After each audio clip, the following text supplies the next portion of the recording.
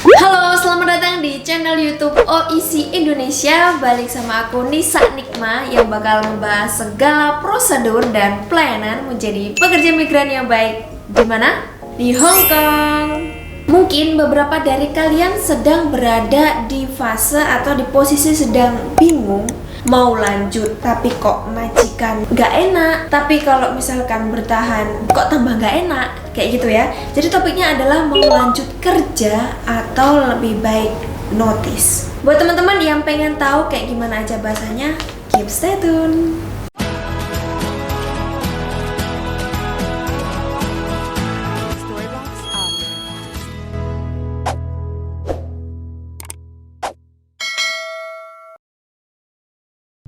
Ketika teman-teman masuk ke rumah majikan, pastinya kalian bakalan langsung menemui lingkungan yang baru, orang-orang yang baru. Karena topik kita tadi itu tentang lanjut kerja atau notice, ada beberapa hal yang harus kalian perhatikan untuk kalian jadiin bahan pertimbangan kenapa kalian harus tetap lanjut, kenapa kalian nanti boleh ngambil notice. Yang pertama ya, alasan utama notice. Notice itu 1 bulan pemberitahuan pemberhentian kontrak kerja terhadap majikan ataupun sebaliknya, dari pihak majikan info ke mbaknya. Imigrasi Hong Kong menyeleksi sangat ketat mengenai alasan kamu mau notice. Jika sulit diterima imigrasi, kemungkinan visa kamu susah turun. Apalagi di kondisi yang sekarang ini, ya kan, pemerintah Hong Kong tuh semakin memperketat. Bahkan dalam 6 bulan terakhir atau 1 bulan terakhir ini ya, karena COVID semakin melonjak tuh, pemerintah sudah mereject visa ribuan. Jadi mbak-mbaknya itu tidak di-approve untuk aplikasi visanya. Tentunya itu bakalan merugikan kalian. Udah jauh-jauh dari Indonesia, tujuan untuk bekerja, tetapi karena notice, 1 kali notice dan ternyata alasannya itu tidak bisa diterima sama pihak imigrasi, akhirnya di reject.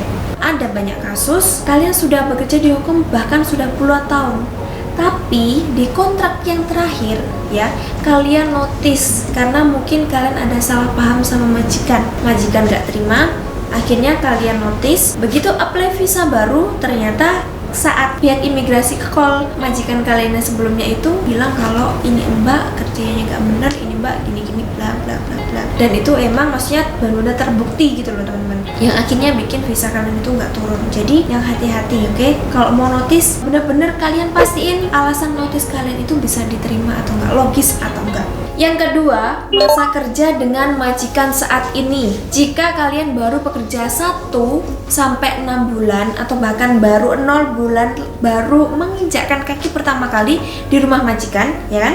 Lebih baik tahan dulu keinginan kalian untuk notice. Hal ini dapat berpengaruh terhadap riwayat kerja kalian yang seakan kurang baik. Juga bisa menjadi faktor kamu sulit mendapatkan majikan lagi. Karena majikan juga otomatis akan bertanya-tanya dong, kenapa kok kamu baru bekerja 1 bulan sudah keluar dari majikan si A ini? Alasanmu apa? Benar-benar jangan asal ngambil keputusan. Adaptasi dengan lingkungan baru, dengan orang yang baru itu nggak bisa langsung sat-set buat 1 minggu, 1 hari, 1 detik kalian langsung bisa adaptasi. Kerjakan dulu, kalian benar-benar mencoba untuk menyukai pekerjaan kalian, majikan kalian, ya kan? Nanti juga kalian bakalan terbiasa dan mereka juga bakalan terbiasa. Jangan langsung kalian ngeluh ke pihak PT ataupun ke agensi ngomong, "Mem, saya ini nggak tidur sampai badan saya kurus," padahal baru 1 bulan di rumah majikan. Bukannya kita nggak mau nolong, itu kan sebenarnya manajemen waktu ya.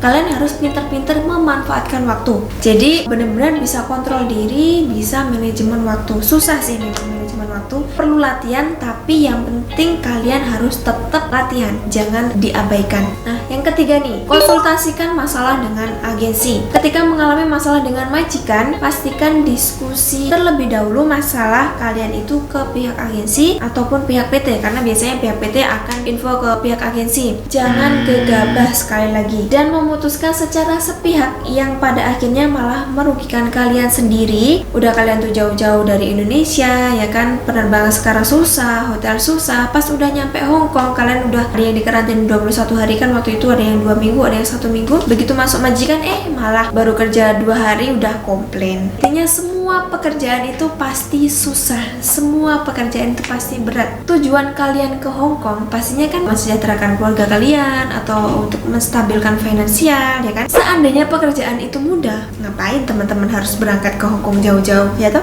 Ya ini namanya kerja. Nah, yang keempat ya, lingkungan kerja. Konflik atau drama sering kali terjadi baik dengan majikan atau rekan kerja. Kalian pasti curhatnya, "Mi, saya tuh sering dirasain nih, Mi, saya kerja gini katanya nggak benar, saya diaduin sama majikan, dia lo udah lama sama majikan, aku lo masih baru, makanya dia tuh pasti dipercaya sama majikan."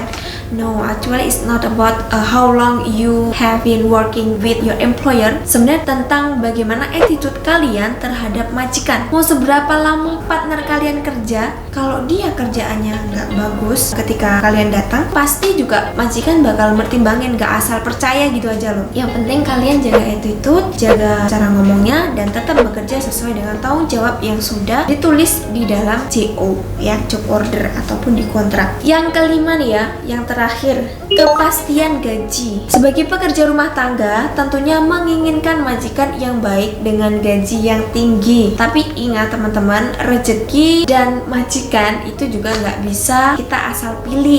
Kok mungkin kalian berpikiran, si Cece itu bisa dapat gaji 7.000, majikannya juga baik, kok enak ya, sedangkan aku gajinya standar 4.630, tapi kok kerjanya berat, nggak tidur, kayak gini, bla bla bla bla bla. Kemampuan majikan itu beda-beda, karakter manusia itu juga beda-beda, ya kan? Kalau pas kebetulan menemui majikan yang baik, terus mereka juga loyal, ya syukur, jangan disia-siain, oke?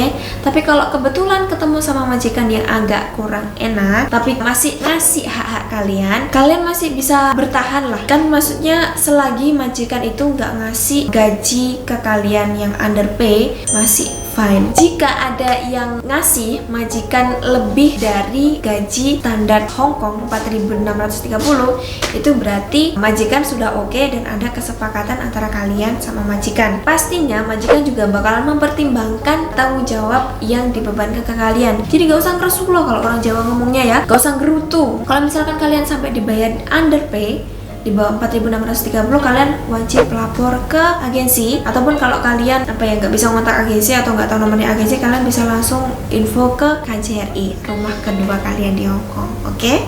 Yuk, ayo ya, mulai saat ini kurangin berpikiran yang negatif, ya kan? Tuhan sendiri sudah berjanji kalau kalian bekerja bersungguh-sungguh, maka nikmatmu itu akan aku tambah. Gak usah iri, gak usah dengki, gak usah banding-bandingin kehidupan kalian dengan orang lain, dengan teman kalian, oke? Baik teman-teman, segitu dulu video kita kali ini. Semoga bermanfaat untuk kalian semua dan bisa kalian terapkan.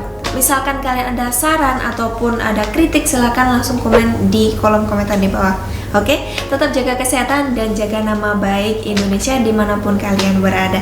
Akhirnya aku Nisa Nikmat, Tojikim Toy, Coykim. Bye-bye.